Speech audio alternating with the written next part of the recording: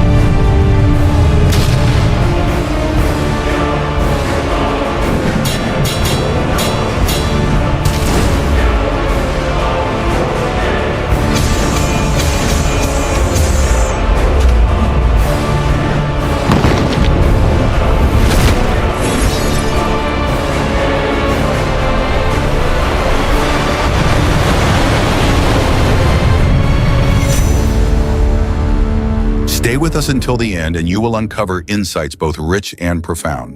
There is a fascinating myth of Son Tin and Thủy Tin. The story tells of a rivalry between the mountain god and the water god for the hand of a Vietnamese princess. But what does it really mean?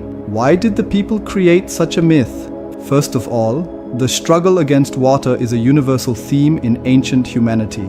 As we researched, we found that almost every settled civilization created its own myth about fighting the water gods. For ancient people, water was both a blessing and a curse. The Nile in Egypt nourished life but also flooded dangerously every year. The Celts had goddesses like Sequana and Boan, the Balkans worshipped Drilon, the Iberians feared the wrath of Tagus, and the Germanic tribes told of Aegir battling the Jutnar. So what was unique about the Luoyue and the larger Bayou myth? In most Bayou stories, a hero or a mountain god uses earth and stone to block floods, a reflection of the agricultural lifestyle of building dikes. But among the Loyue, the myth expanded further. The water god competed with the mountain god for a Loyue princess, and the victor fathered the next generation of the Luoyue. This is fascinating. It leads us to the second point. The Luoyue emphasized both their divine origin and their mastery over nature. Living in the Red River Delta, they faced floods almost every year. Water was both friend and foe, giving life and bringing death. That's why in the story, the water god wanted to marry the Luoyue princess. He could have been accepted as family. But the mountain god won, symbolizing the preference for the earth element tied to agriculture. The children of the Luoyue were said to descend from the mountain god, inheriting the power to build dikes and reshape the land. Unlike other myths where the battle with water is won once and for all, the Luoyue myth repeated every year with the floods, passing the duty on to every generation. When this myth became part of the founding legend, it fueled collective pride and unity, exactly what an agricultural society needed. Long ago, there was a people of the rice civilization who lived by the rhythm of the waters in the fields.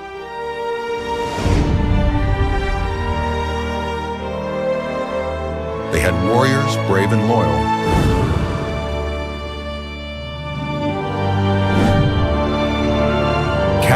clad in bronze armor,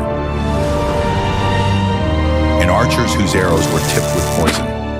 They dwelled in tall, stilt houses to guard against beasts and floods.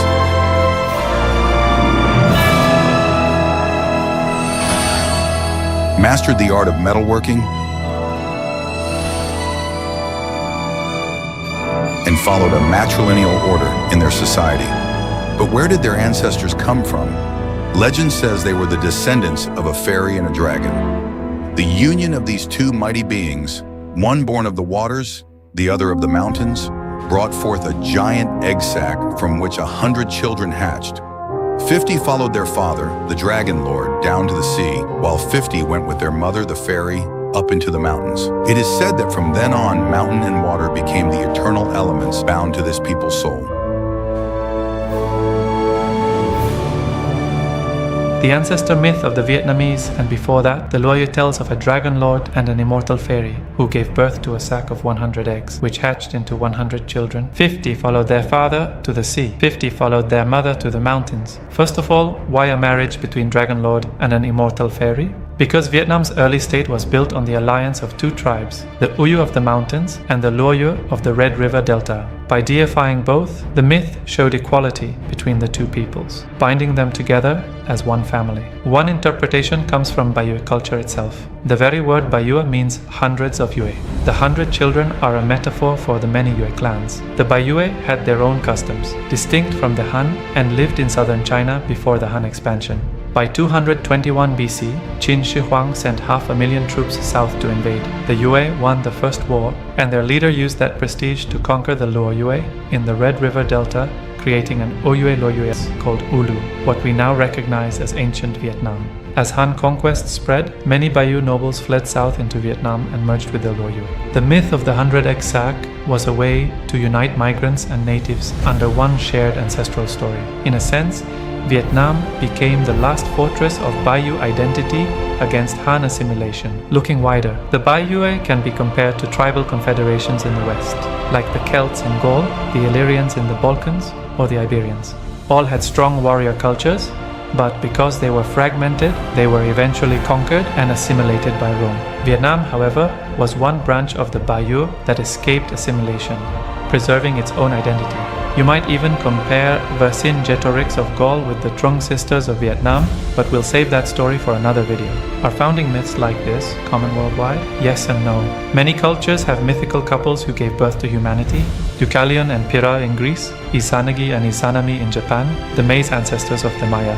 But what makes Vietnam's myth unique is the pairing of mountain and sea, reflecting a real alliance of two powerful tribes who split their descendants across different landscapes. The closest parallel is the Inca myth of Manco Capac and Mama Oclo in South America. But unlike the Inca, whose empire was eventually destroyed, the Vietnamese myth survived and still lives today.